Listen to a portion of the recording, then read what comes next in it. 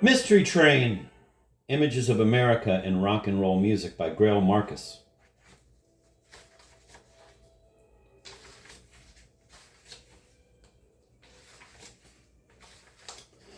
Author's note. Writing these opening notes reminds me of the prefaces to the American history books that were written during World War II, when the authors, looking back for the meaning of the Revolution or the Civil War or whatever, drew modest but determined parallels between their work and the struggle. They were affirming that their work was part of the struggle, that an attempt to understand America took on a special meaning when America was up for grabs. Those writers were also saying, at least this is what they now say to me, that to do one's most personal work in a time of public crisis is an honest, legitimate, paradoxically democratic act of common faith, that one keeps faith with one's community by offering whatever it is that one has to say. I mean that those writers were exhilarated 30 years ago by something we can only call patriotism, and humbled by it too. Well, I feel some kinship with those writers. I began this book in the fall of '72 and finished it in the summer of '74. Inevitably, it reflects, and I hope contains, the peculiar moods of those times when the country came face to face with an obscene perversion of itself that could be neither accepted nor destroyed. Moods of rage, excitement, loneliness, fatalism, desire. Like a lot of people who are about 30 years old, I've been listening and living my life to rock and roll for 20 years, and so behind this book lie 20 years of records and 20 years of talk. Probably it began when a kid pushed a radio at me and demanded that I listen to a song called Rock Around the Clock, which I disliked at the time and still do. I know the music came together for me in high school thanks to my cruising friend Barry Franklin. We spent years on the El Camino, driving from Menlo Park to San Francisco to San Jose and back again, listening to Tom Donahue and Tommy Saunders on KYI, trying to figure out the words to Run Around Sue and translating Little Star into French. Later, we followed the 60s trail to college, Beatles shows, and Dylan concerts.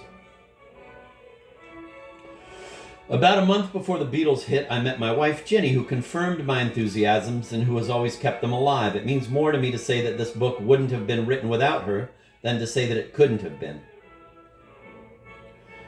The life I have spent talking rock and roll with my friends Bruce Miroff, Langdon Winter, Ralph Gleason, Ed Ward, Michael Goodwin, and many more has gone into this book. So has talk with my brothers Steve and Bill, with teachers and students,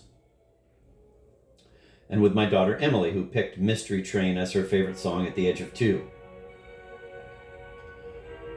My daughter Cecily is not as yet so discriminating, but I have hopes. As much as anything, rock and roll has been the best means to friendship I know. I have been writing about the music since 1966, professionally for publication since 1968. Before I got up the nerve to see my efforts in print, I put together a book of pieces by myself and some friends. One of them, Sandy Darlington, taught me a lot about music and a lot more about writing. After the book was finished, I took over Sandy's music space in the San Francisco Express-Times, then edited and inspired by Marvin Garson. Until the events of People's Park sent it reeling into mindlessness, the Express-Times was the best underground newspaper in America, and I've always been proud to have been part of it. When it changed, I moved across town to Rolling Stone, where I wrote and edited for a year. In 1970, I left and ultimately ended up with Cream, a magazine that seemed like a place of freedom, and was.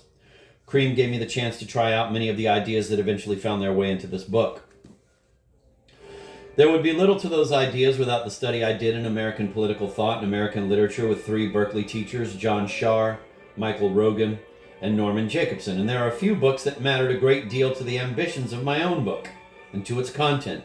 D.H. Lawrence's Studies in Classic American Literature, Leslie Fiedler's Love and Death in the American Novel, James Agee's Let Us Now Praise Famous Men, Pauline Kael's I Lost It at the Movies, Alexis de Tocqueville's Democracy in America, and in a way that is still pretty mysterious to me, Ernest Hemingway's short stories. Many people helped me in many ways while I was writing: Mary Clemmy, Greg Shaw, Richard Bass, Pat Thomas, Ms. Claudia, Bill Strachan of Anchor Press, and Wendy Weil, Jenny Marcus, Peter Grulnick, Bruce Miroff, Bob Christgau, and Dave Marsh read every page of the manuscript and made it far better than it would have been without their help. Bob and Dave deserve special thanks. They have been part of my work from beginning to end. They encouraged it, at times inspired it, always cared about it. No critic could ask for better colleagues, and no one could ask for better friends. And I owe as much to my editor, Bill Whitehead. Without his commitment to the book, mine would have faded out a long time ago. What I have to say in Mystery Train grows out of records, novels, political writings. The balance shifts, but in my intentions there isn't any separation. I am no more capable of mulling over Elvis without thinking of Herman Melville than I am of reading Jonathan Edwards. Not that I've been asked to point out the crooner mentioned in the Randy Newman chapter, but the Puritan who made his name with, quote, sinners in the hands of an angry God, end of quote.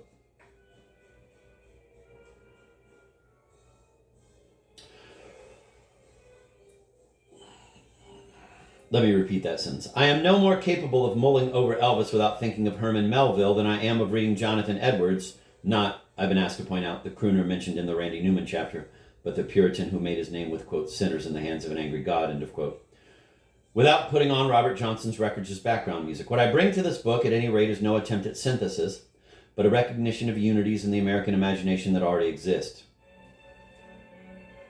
They are natural unities, I think, but elusive. I learned in the last 2 years that simply because of those unities, the resonance of the best American images is profoundly deep and impossibly broad.